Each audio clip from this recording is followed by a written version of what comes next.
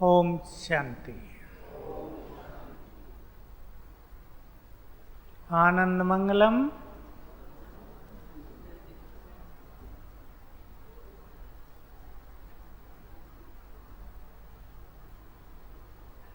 इस संसार को हमारी सकाश की बहुत ज़रूरत है और ये ज़रूरत दिनों दिन बढ़ती जाएगी।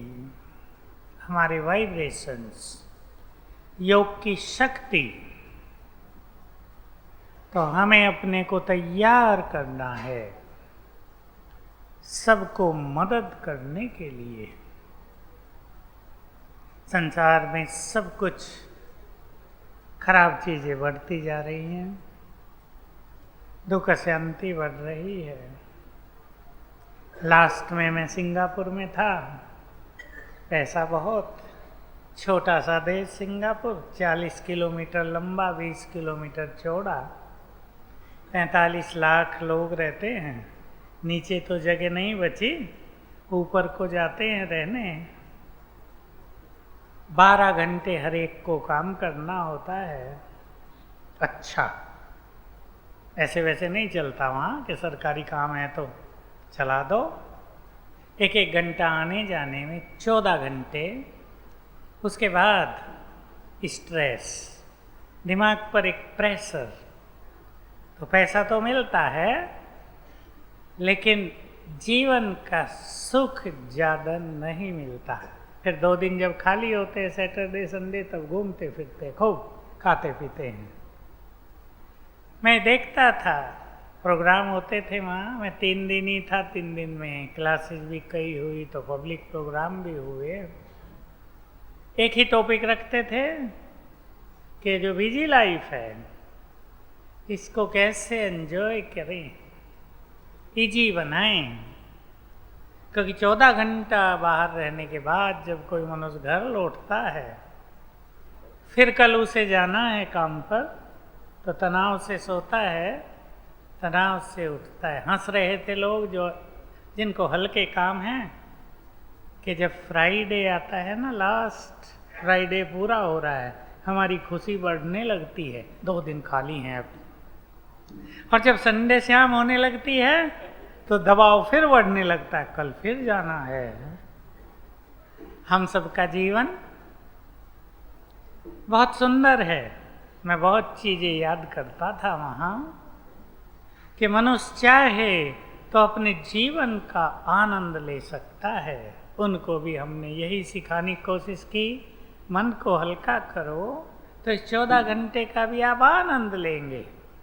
इसको दबाव न बना दो, इसको प्रेशर न फील करो, इसका आनंद लो। 1 घंटा आपको आना जाना है कार में, फ्री हो, अच्छे अभ्यास करो। रेड लाइट आ गई, सिग्नल आ गया, बहुत आते हैं ना वहाँ, बहुत आते हैं। सकाश दो सबको, प्लान बनाओ एक पुरुषार्थ का। थाईलैंड का जरा सुना दूं, लैंड ऑफ ब्रह्मा। मुझे लगा कि भारतीय इतिहास में ब्रह्म देश का वर्णन है, तो अब का बर्मा, म्यांमार और उससे अगला देश थाईलैंड, इन दोनों का ही नाम ब्रह्म देश रहा होगा और भारत वहाँ तक फैला हुआ था। ये भारत के इतिहास में भी है। वहाँ के लोग बहुत खुश, लैंड ऑफ स्माइल, मुस्कुराहट का देश। वहाँ कोई टेंशन नहीं, आनंद मना रहे हैं। बुद्धिस्ट लोग सब, बुद्ध धर्म के मानने वाले, लेकिन बाबा के बच्चों की संख्या भी दिनों दिन बढ़ती जा रही है। बहुत अच्छा माहौल। एक इतना बड़ा हॉल बहनों को मिल गया, सेंटर से जुड़ा हुआ, किराए पे। बहुत अच्छा वहाँ दिखा हमें। हम सभी, मैं जो इन सब चीज़ों से महसूसता लेकर आता हूँ वो ये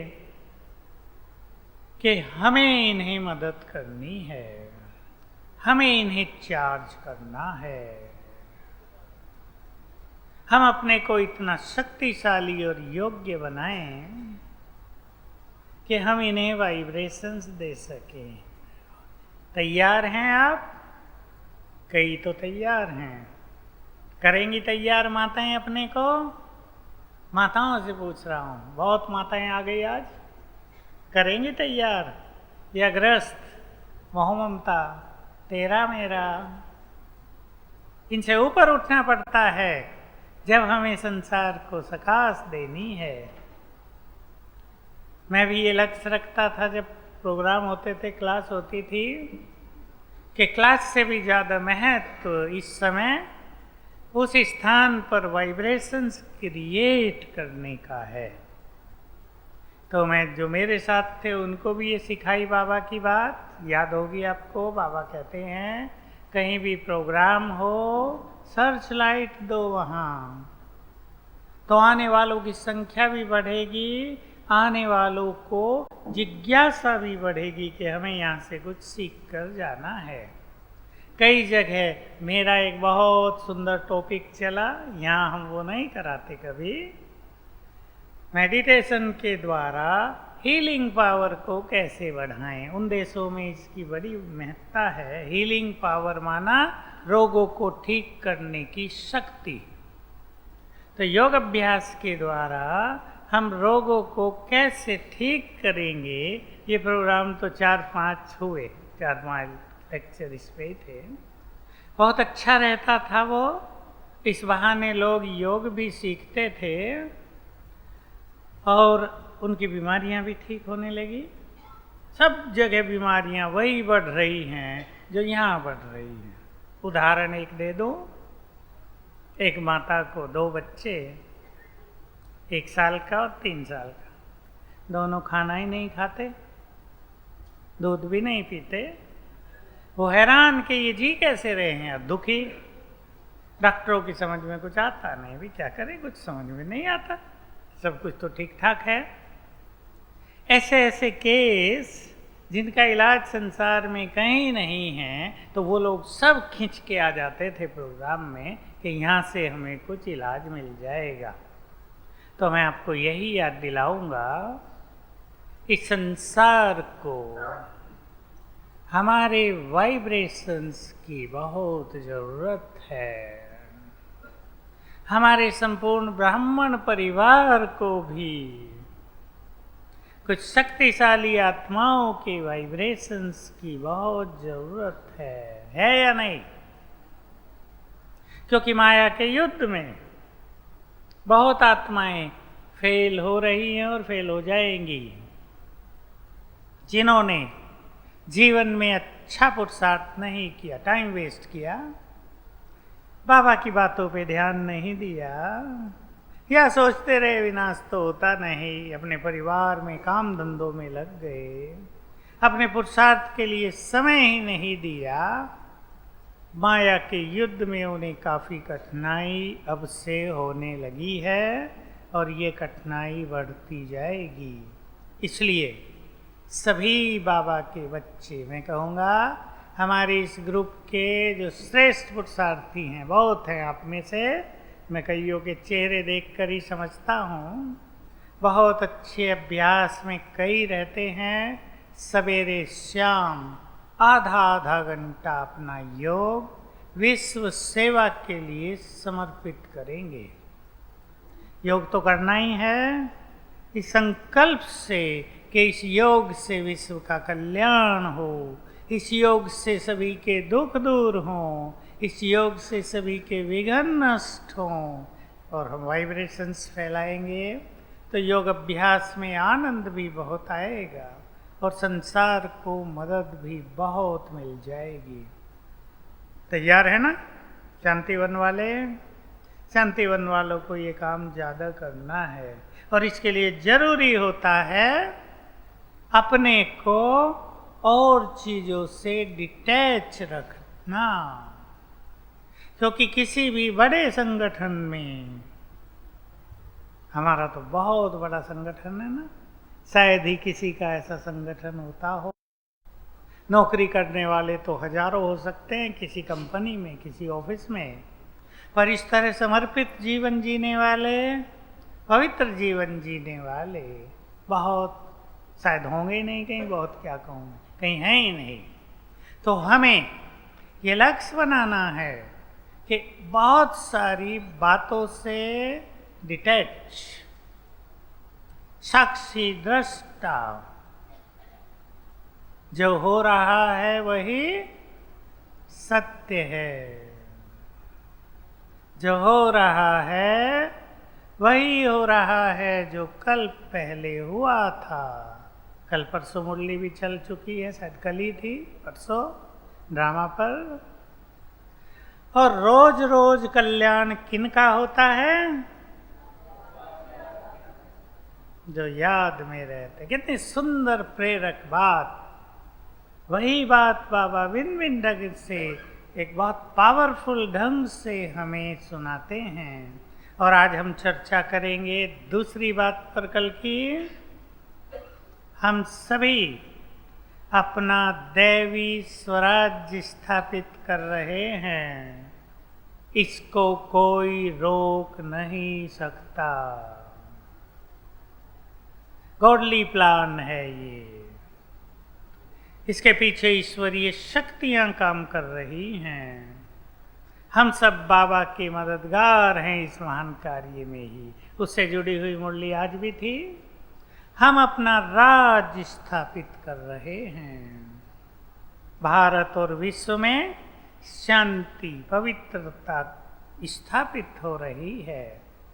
तो जो राज्य स्थापित कर रहे हैं, अब हम दो चीजें लेंगे इस पर। पहले सभी चिंतन करेंगे। बहुत अच्छा। राज्य स्थापित करने के लिए हमें क्या बनना पड़ेगा? राजा। राजा जैसी क्वालिटी।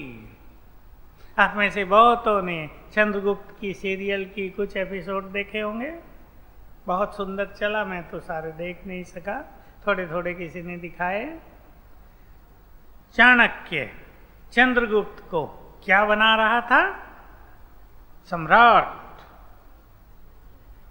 उसमें संपूर्ण निर्भयता आ जाए, प्रजा को सुख देने के संस्कार आ जाएं, सहन करने की बहुत जबरदस्त शक्ति आ जाए।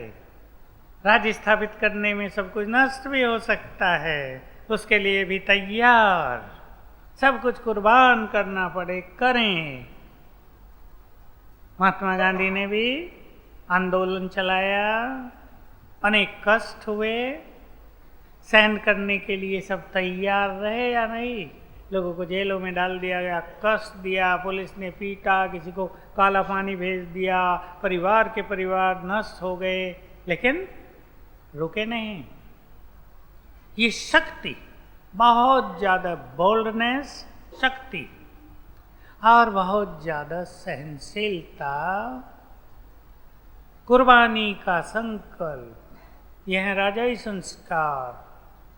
प्रजा को सुख देना है, अपना स्वार्थ नहीं।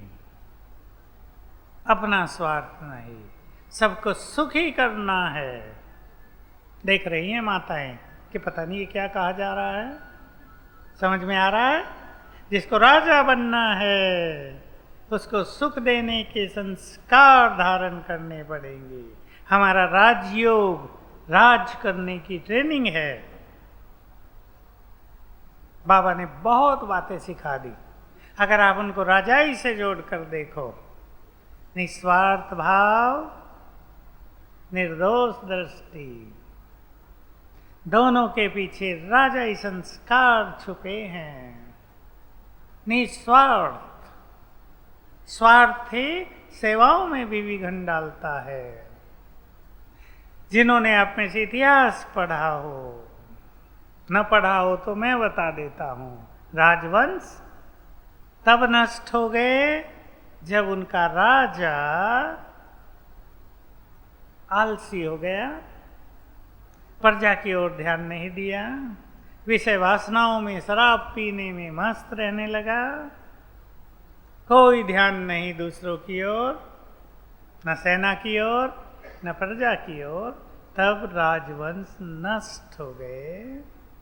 दूसरे राजवंश नष्ट हुए जब राजा क्रूर हो गया, जब उसने प्रजा को सताना प्रारंभ किया, जब सत्ता का दुरुपयोग हुआ, राजवंश नष्ट हुआ।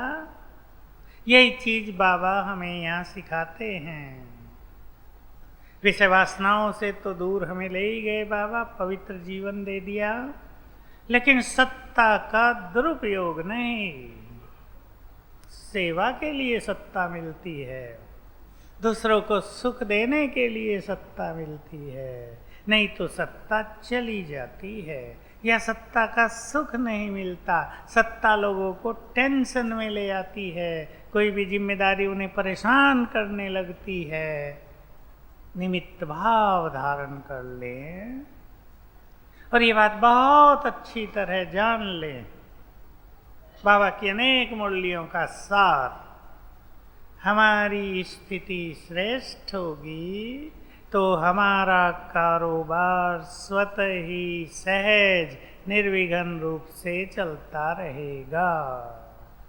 अनुभव होगा शांतिवन वालों को, साक्षी होकर देख लें। जैसी हमारी स्थिति वैसा हमारा कार्य। बाबा की बहुत पहले मुरली भी चली हैं। तुम अपनी सेवाओं से, टीचर बहनों से बात करते हुए बाबा कहते थे, तुम अपनी सेवाओं से अपनी स्थिति को जांच सकते हो और अपनी स्थिति का प्रभाव सेवाओं पर देख सकते हो। हम देखते थे जहाँ की टीचर अंतर्मुखी है वहाँ के सब स्टूडेंट अंतर्मुखी है।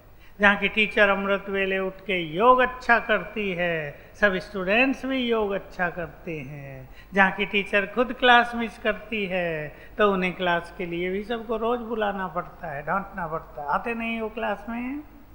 ऑटोमेटिक है ये, मैं नहीं कह रहा हूँ, ये भगवान की मुरली थी। हम सभी बाबा करा रहा है, हम निमित्त तो हैं, लेकिन हमारे वाइब्रेशंस कार्यों को सफल करते हैं। बहुत बड़ी चीज, हम सब ध्यान देंगे। हमें यज्ञ को सफल करना है। चाहे आप गृहस्थ में रहते हैं, समर्पित हैं, यज्ञ को सफल करना है। गीता के 3रे अध्याय में भी है, मुझे वो बात बहुत प्रिय लगती है। प्रजापिता ब्रह्मा ने यज्ञ रचकर ब्राह्मणों को कहा, हे वत्सो, तुम इस यज्ञ से देवताओं को संतुष्ट करो, देवता तुम्हें मन इच्छित भोग प्रदान करेंगे। बिल्कुल यही की बात है। शिव बाबा ने प्रजापिता ब्रह्मा के द्वारा ये महान यज्ञ रचा और यज्ञ किसके हाथ में सौंप दिया? ब्राह्मणों के हाथ में, हम सब के हाथ में। अब देख लो, भगवान ने यज्ञ हमारे हाथ में सौंपा है। और यज्ञ भी क्या? युग बदलने वाला यज्ञ, कलयुग को समाप्त करने वाला यज्ञ, संसार में सुख शांति का साम्राज्य स्थापित करने वाला यज्ञ। ऐसा महान यज्ञ उसने हमारे हाथों में सौंपा है। फील करें सभी अपनी जिम्मेदारियों को। और कुछ ना हम कर सके तो अपनी स्थिति को ऐसा अवश्य बनाएं कि हमारी स्थिति यज्ञ के लिए विघ्न न बने। हमारी स्थिति सबके विघ्न नष्ट करने वाली हो। ऐसा बनाएं कि हमारे चेहरे देखकर आने वाले सभी लोग खुश हों, उन्हें अच्छी अच्छी प्रेरणाएं मिलें। तो हम सभी यज्ञ की जिम्मेदार आत्माएं। समझते हैं सभी अपने को जिम्मेदार, या यहाँ वाले जिम्मेदार हैं? सब जो अपने को जिम्मेदार समझे वही जिम्मेदार है। तो राज्य स्थापित करने के लिए कठिन मेहनत लाएं। आप सभी अपने को इसके इन विचारों को अपने अंदर ले चलें। हम केवल पुरुषार्थी नहीं, हम केवल यज्ञ की सेवा करने वाले नहीं, हम अपना राज्य स्थापित कर रहे हैं। लाएं अपनी डीप फीलिंग में इसको, हम अपना राज्य स्थापित कर रहे हैं। कष्ट होगा, सहन करना पड़ेगा, गाली खानी पड़ेगी, बहुत सारा विरोध होगा। राज कोई ले किसी से, अंग्रेजों से राज लेना चाहा तो उन्होंने 20-25 साल पूरा जोर लगा दिया हर तरह से, हर आंदोलन को कुचलने के लिए। कोई भी राजा यही करेगा, बात अंग्रेजों की नहीं। हम राज्य स्थापित कर रहे हैं तो आसुरी शक्तियां, मायावी शक्तियां संपूर्ण रूप से विरोध करती है ना, भिन्न भिन्न तरह से, सूक्ष्म रूप से, स्थूल रूप से। उन्हें पहचान कर हमें अपने को शक्ति संपन्न बनाना है। बहुत बोल्ड, इंग्लिश का ये शब्द बहुत समझते होंगे आप में से, बोल्ड, साहसिक, केवल शक्तिशाली नहीं, साहसिक, जो रुके नहीं। एक बार जिस पथ पर कदम रख दिए, सो बोलो, सो रख दिए, ये नहीं पीछे मुड़कर भी देखेंगे। जो बार बार पीछे मुड़कर देखते हैं वो कभी मंजिल पर नहीं पहुंच पाते, उनके तो कदम ही रुक जाते हैं, बाधाएं आने लगेगी। जो केवल आगे देखते हैं, केवल अपनी मंजिल को देखते हैं, वही मंजिल पर पहुंचते हैं। तो हमें याद रखना है, केवल हम ही राज्य स्थापित नहीं कर रहे हैं, हमारे साथ तो सर्वशक्तिवान सुप्रीम सदगुरु गाइड कदम कदम पर मार्ग बता रहा, ऐसे करो, ऐसे करो। राज उन्हें ही मिलेगा जो माया को परास्त करेंगे। दूसरे का राज कौन ले सकते हैं? जब वो युद्ध में उन्हें हराते हैं। हम भी माया के इस युद्ध में माया को पूरी तरह हराएंगे तो माया हारते हारते मैदान छोड़ जाएगी, राज्य स्थापित हो जाएगा। सभी मजबूत करें अपने को, भाई बहने, हमें माया को हराना है। और हमेशा ये याद रखना होता है, युद्ध में दूसरा पक्ष कमजोर नहीं है, ये हमेशा याद रखना। जिन्होंने युद्ध में ये मान लिया दूसरा पक्ष तो कमजोर है, हरा देंगे हम, वो हार गए। दूसरा पक्ष भी बहुत शक्तिशाली है, इसलिए हमें अपनी शक्तियों को बढ़ाना है। युद्ध में विजयी होने के लिए चलो फिर बाबा की मुरली याद करो, दिव्य अस्त्र शस्त्र, गोला बारूद, अच्छी अच्छी ढाल, तलवारें। हम एटम बम भी यूज कर सकते हैं, Ghanshyam, atom bombs, hydrogen bomb भी हैं हमारे पास, मिसाइल्स भी हैं बहुत ज़्यादा। हमारे शुभ संकल्प मिसाइल की तरह दूसरों पर अटैक करेंगे अच्छी भावनाओं से। हमारी शुभ भावनाएं दूसरों को बदलेंगी। हमारे ज्ञान के अस्त्र शस्त्र हमें सुरक्षित करेंगे। ड्रामा का ज्ञान ढाल बनकर हमें बचाता रहेगा। और योग बल सबसे बड़ी शक्ति, जो चारों ओर हमारे एक पावरफुल किला तैयार कर देता है, जिस किले में माया प्रवेश नहीं कर सकती। ये सब हमें अपने पास रखना है। दिव्य अस्त्र शस्त्र, मुरली है बाबा की, मुझे याद आ गई अभी। दिव्य अस्त्र शस्त्र प्राप्त करने हैं तो बहुत अच्छी एकाग्रता योग में चाहिए, दिव्य शक्तियां प्राप्त हो जाएंगी। दिव्य अस्त्र शस्त्र माना है दिव्य शक्तियां, ज्ञान के अस्त्र शस्त्र। ज्ञान के बहुत पावरफुल पॉइंट्स हैं, लेकिन हमें समय पर याद आए। करण के लिए क्या दिखाया? जब उसका अंतिम समय आ गया तो उसको श्राप दे दिया था परशुराम ने कि तुम ब्रह्मास्त्र चलाने की विद्या भूल जाओगे, क्योंकि वो अंतिम हथियार था ना, उसे पहले नहीं चलाया जाता था, उससे महाविनाश होता था। तो कहा जब तुम्हारा अंतिम समय आएगा तुम उसे भूल जाओगे। अब उसने सोचा ब्रह्मास्त्र चला देता हूं, मंत्र याद ही नहीं आ रहा है, विस्मृत हो गया। ये बात हम सब के साथ न हो जाए कि समय पर ज्ञान की पावरफुल बातें याद ही ना आए, बाद में याद आए।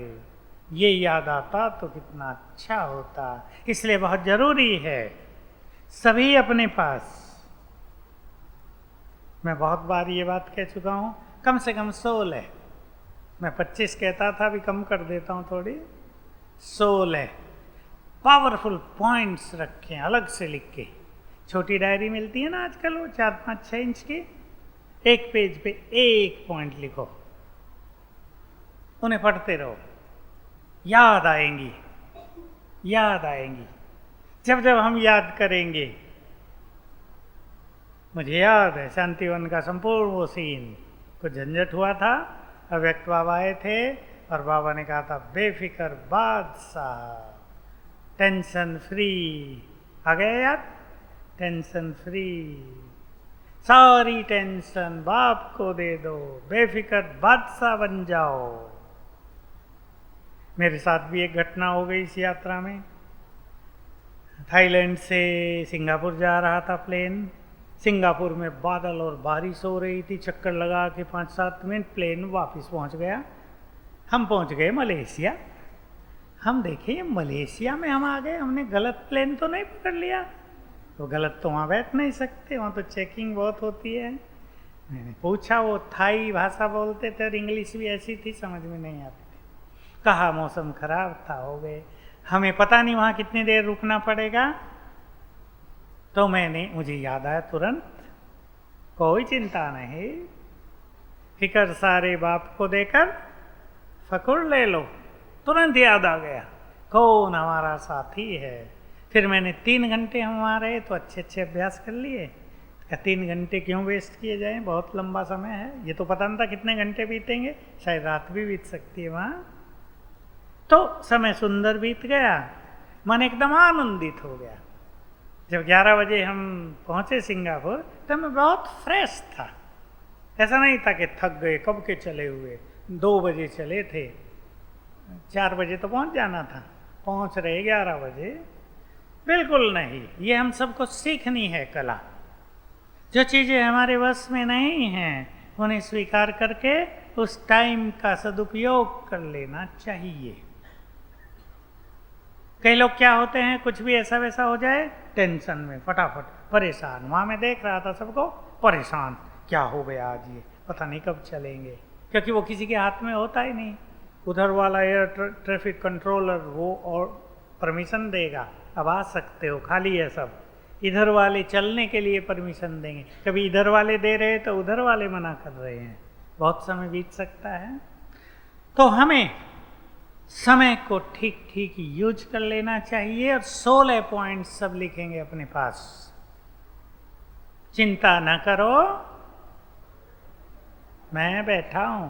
लेकिन जब चिंता वाली बात आती है तो बाबा उधर ही बैठा रहता है, वो पढ़ते ही नहीं। तब कहते हैं ठीक है बाबा बैठा है, पर चिंता तो हमारी है ना। ये नहीं, यूज करो इसे। भगवान ने कहा है, दे दो उसे, समर्पित करो, और देखो क्या करता है वो।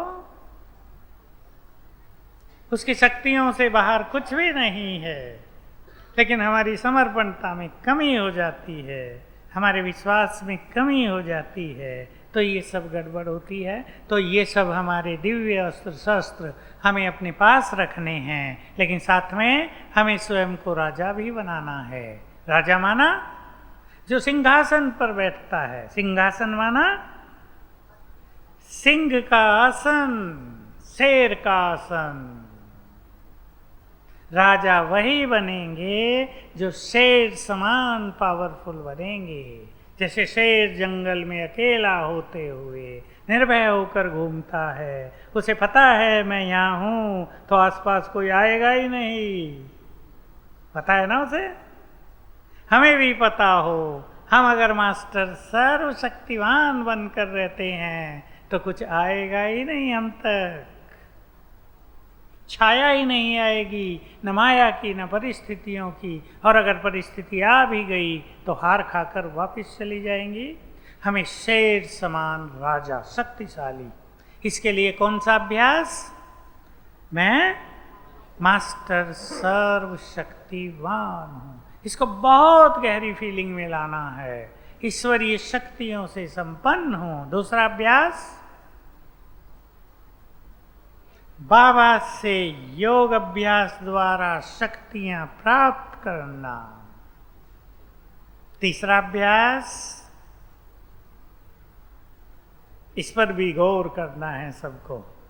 शक्तिशाली वही बनते हैं। कई बार ऐसा होता है कि मनुष्य के पास शक्तियां तो हैं, लेकिन वो अपने को शक्तिशाली नहीं समझते, होता है ना दुनिया में भी ऐसे। शक्तिशाली बनने के लिए और शक्तिशाली वही हैं जो शक्तिशाली संकल्प क्रिएट करें। इसलिए अपने मन में शक्तिशाली संकल्प लाते रहें, उससे हमारी शक्तियां जागृत होती रहेंगी। कौन से हैं शक्तिशाली संकल्प? मैं कुछ सुना देता हूं, फिर आपको ख्याल में आते रहेंगे। मैं अकेली नहीं, मेरे साथ भगवान है। मैंने इस माया को कल्प कल्प जीता है, अब भी विजय मेरी ही होगी। संसार की कोई भी समस्या, तूफान, परिस्थिति मेरी स्थिति को हिला ही नहीं सकती, क्योंकि मैं मास्टर सर्वशक्तिवान हूं। हम इस सृष्टि चक्र में अनेक बार मुख्य पार्ट बजा कर आए हैं। मैं हीरो एक्टर हूं, बहुत शक्तिशाली हूं। स्वयं भगवान ने अपनी शक्तियां मुझे दे दी हैं, मैं बहुत शक्तिशाली हूं। और याद रहेगा, जो पवित्र हैं वो बहुत शक्तिशाली होते हैं। सभी ध्यान दें इस बात पर। कई पवित्र आत्माएं बहुत भोले हो गए हैं। भोला होना तो ठीक है, पर शक्तिशाली भी।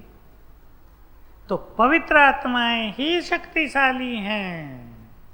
पवित्रता का बल और योग बल जिनके पास है, उनसे ज़्यादा शक्तिशाली और कोई होता ही नहीं। अपने को याद दिलाएं, हम बहुत शक्तिशाली हैं। याद करें, जिसने काम महावैरी को जीता हो, उससे शक्तिशाली संसार में कोई नहीं। आपको थोड़े बहुत संकल्प चलते हैं, उसका कोई महत्व नहीं। काम को जीत लिया, छोड़ दिया विषय विकारों को, तो ये जान लें, ये मान लें, हम बहुत बहुत शक्तिशाली हैं। सभी भाई ध्यान दें, कुमार ध्यान दें। संकल्प दो चार चलते हैं, नो प्रॉब्लम, इससे कोई फर्क नहीं पड़ता, क्योंकि हमारी ये यात्रा है प्योरिटी की। लेकिन हम बहुत शक्तिशाली हैं, ये सभी स्वीकार कर लें। सभी समर्पित भाई बहनें ध्यान दें, जिन्होंने अपने जीवन को बाबा पर समर्पित कर दिया, जिन्होंने संसार की सभी इच्छाओं को एक तरफ फेंक दिया नहीं। बीके कॉलोनी वाले बहुत सारे आ गए, कोई इच्छा नहीं संसार के, सब छोड़ छाड़ के इधर आ गए। वो शक्तिशाली हैं। अपनी शक्तियों को रियलाइज करें। ये नहीं छोटी मोटी बातों में उलझ कर हम अपनी शक्तियों को भूले रहते हों। समर्पित करना छोटी बात नहीं है। कल एक का फोन आया मुझे, कन्या बीए में पढ़ रही है। कहा मैं समर्पित होना चाहती हूँ। मैंने कहा परिचय तो बताओ। मैं बीए कर रही हूँ, मेरा नाम ये है। मैंने कहा और तो कुछ बताओ, यान में कब से चल रही है? 2 दिन हुए हैं। मैंने उसे पूछा तुम्हें समर्पणता का कैसे पता चला? कहा नहीं, बस जैसे ही मैं वहां गई और मुझे तो लगा बस मुझे यहाँ ही समर्पित हो जाना है। देखो ये पूर्व जन्मों के संस्कार है ना। ये ऐसा केस पहली बार देखा मैंने भी। 2 दिन।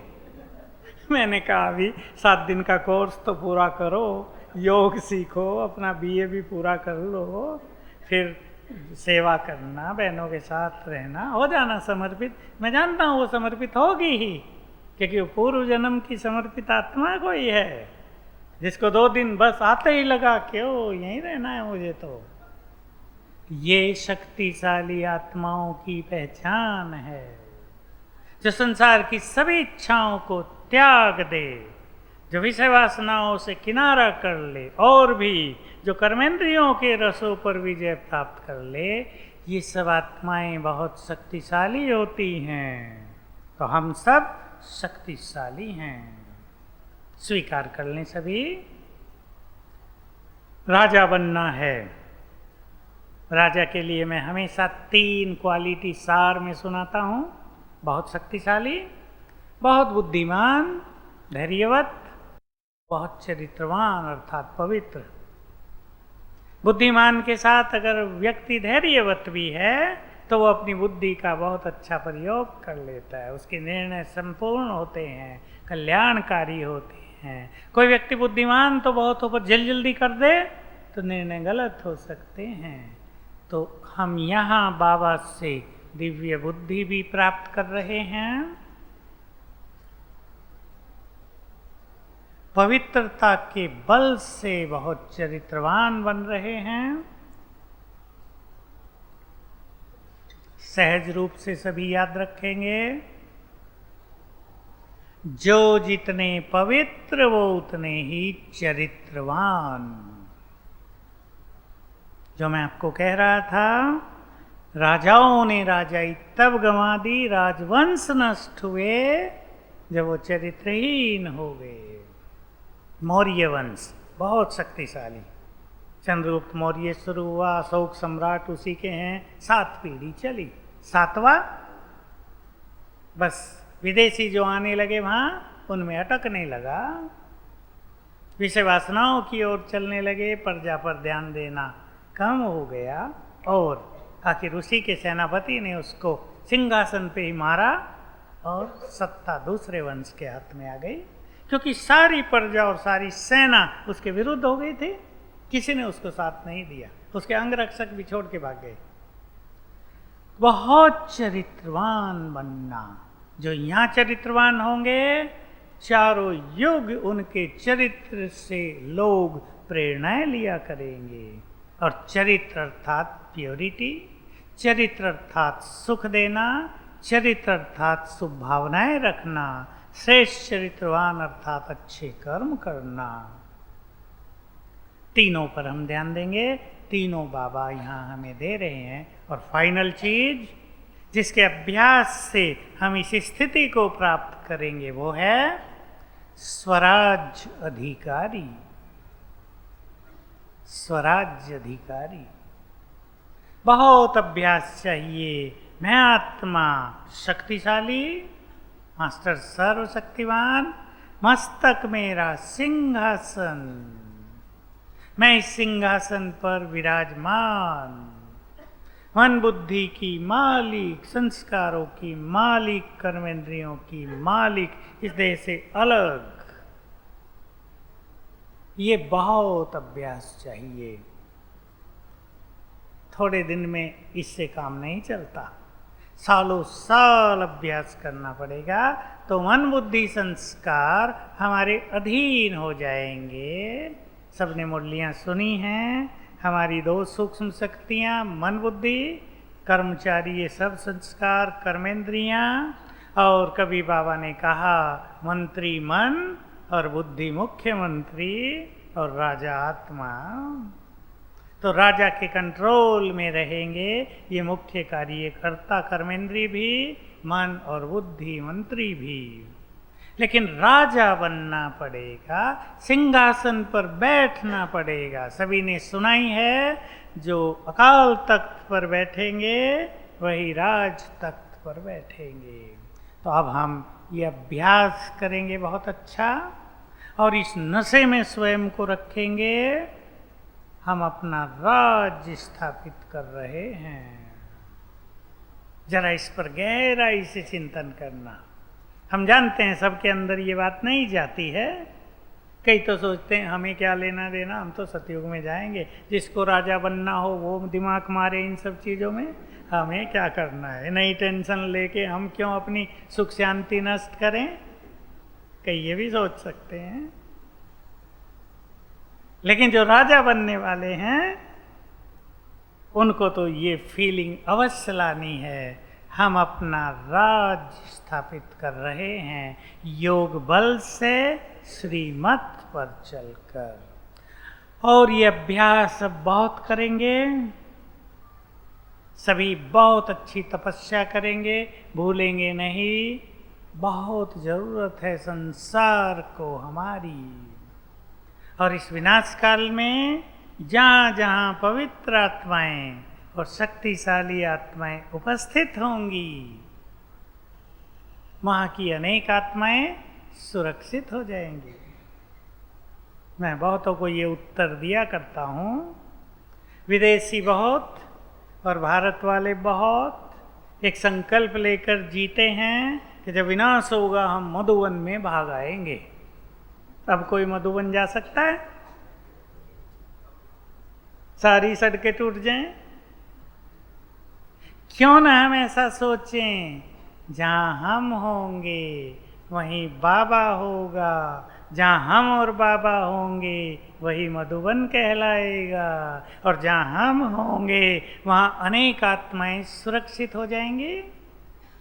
तो जिनकी हमें रक्षा करनी है उनको छोड़कर हम भाग खड़े हों तो हमारे भगत पीछे पीछे भागे नहीं आएंगे कि हमारी इस देवी कहाँ भागी जा रही है हमें छोड़कर। इसलिए भागने की जरूरत नहीं, जहाँ हैं वहीं योग युक्त, वहीं मधुबन है, वहीं पावरफुल वाइब्रेशंस हैं। तो सभी योग के चार्ट पे भी ध्यान देंगे। हमें बाबा के यज्ञ को भी सफल करना, निर्विघ्न रखना है और वाइब्रेशंस भी बहुत अच्छे फैलाने हैं। अब हम योग करेंगे 5 मिनट। ये घड़ी तो पीछे चल रही है, मैंने इसलिए अपनी घड़ी रख ली थी। ट्यून बजाएंगे, गीत ट्यून बजाओ। सभी एक फीलिंग में बैठेंगे।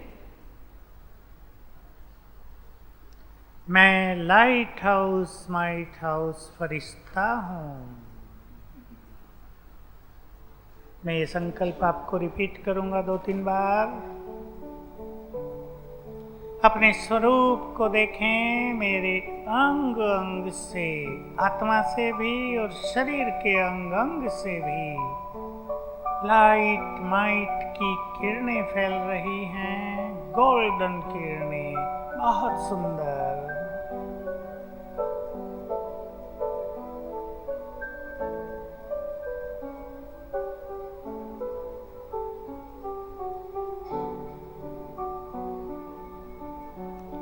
मैं लाइट हाउस फरिश्ता हूँ, संसार के आकर्षण से दूर।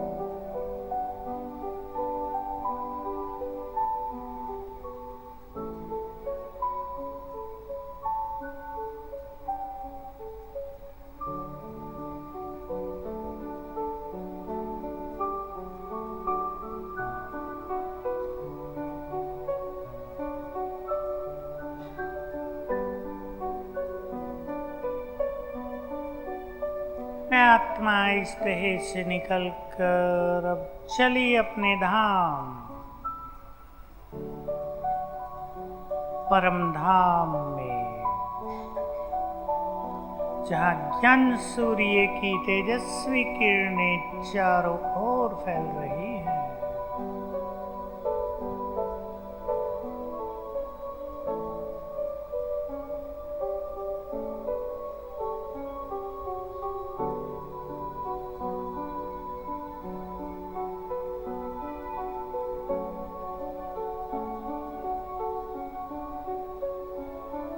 मैं उनकी किरणों के नीचे हूँ।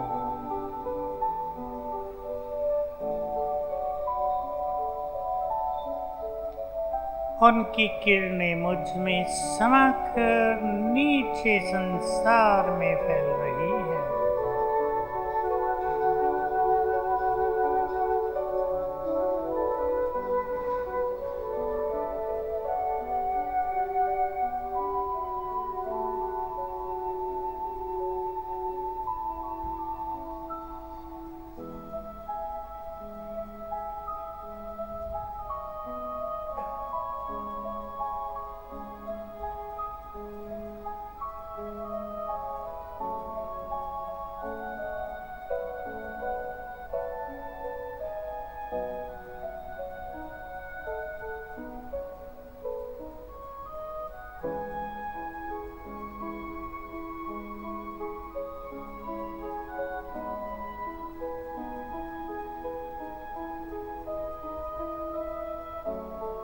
मैं लाइट हाउस फरिश्ता, ऊपर से ज्ञान सूर्य की किरणें मुझ पर पड़ रही हैं।